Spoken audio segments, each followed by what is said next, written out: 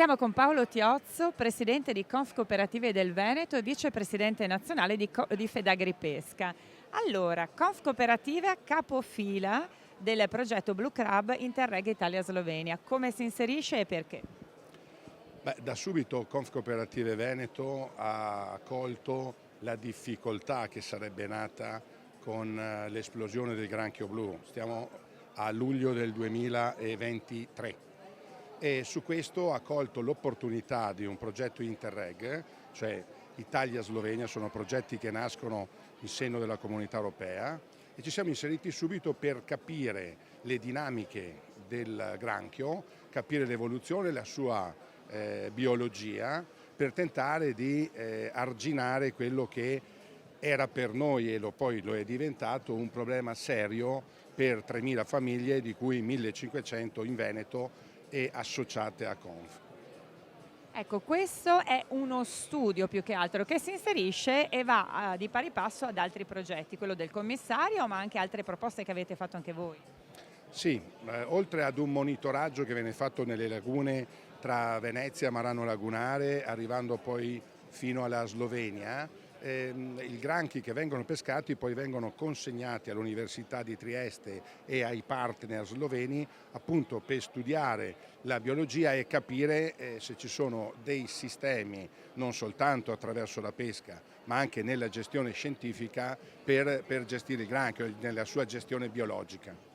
Un progetto che si concluderà nel 2026, qual è l'obiettivo?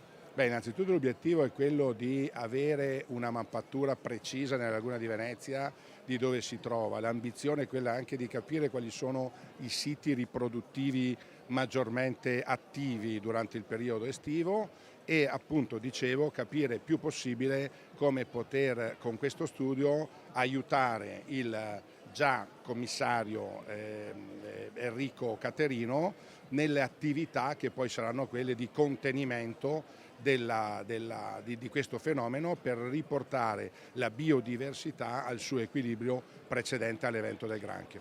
Facciamo solo un punto della situazione, qual è il punto della situazione del granchio blu per il Veneto? In questo momento, nel periodo invernale, il granchio non è molto attivo. Ci aspettiamo una ripresa con l'innalzamento delle temperature sia esterne e perciò dell'acqua. Rispetto all'anno scorso siamo preparati per affrontare con le risorse messe in campo dal commissario e perciò dal governo i due macro investimenti, uno finalizzato all'acquisto della semina per ripopolare e i 10 milioni di euro dati al commissario invece per cercare di, con strumenti nuovi, con l'aiuto dei pescatori, con l'aiuto della nostra flotta, cercare, sempre partendo con il concetto che dobbiamo arginare il fenomeno, perciò contenere l'evoluzione del granchio. Quindi con questo progetto si aggiungerà un tassello in più anche dal punto di vista soprattutto di studi. Certamente ricordo che questo è un progetto che si va ad inserire in tutta una serie di progetti già attivi con l'Università di Padova, con l'Università di Venezia e con le università slovene e quella italiana di Trieste.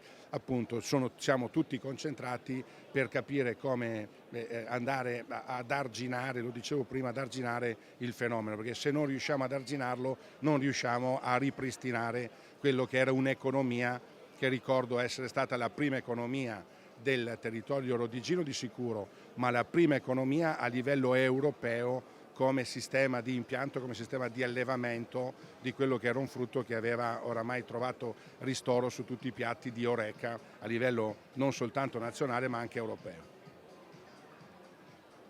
Chiarissimo. Presidente, facciamo un punto sul granchio blu, qual è la situazione? La situazione che è drammatica, il granchio blu ha bisogno ovviamente di investimenti, è una specie diciamo molto aggressiva e probabilmente la natura nel tempo troverà un suo equilibrio, però in questa fase il granchio blu devasta l'80% delle produzioni delle vongole piuttosto che delle cozze o diciamo, attacca la piccola pesca in laguna. Dall'altro voglio anche ricordare che noi siamo i primi produttori di vongole a livello nazionale con il 40% delle vongole, 20.000 quintali e molto altro ancora, quindi perdere questo comparto significa mettere in ginocchio almeno 1.400 famiglie. Siamo con la professoressa Chiara Manfrina dell'Università di Trieste, alla quale stanno arrivando proprio i granchi blu da analizzare. Come sta andando e se ci sono già dei primi risultati?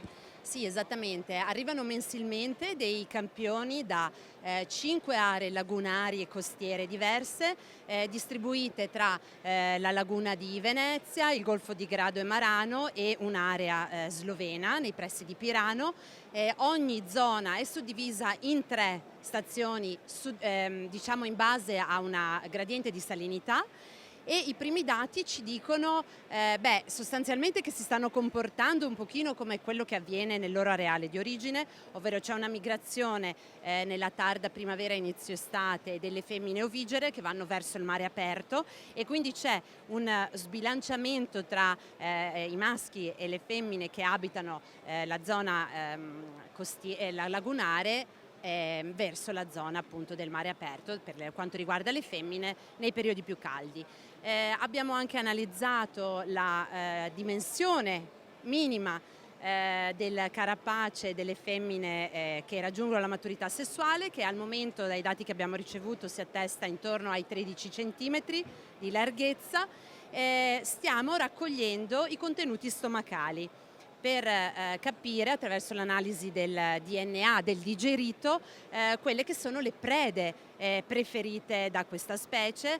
Il campionamento durerà un anno intero proprio per capire le variazioni che avvengono anche a seconda della stagionalità e se ci sono chiaramente delle specie che vanno particolarmente tutelate o al quale bisogna prestare particolare attenzione.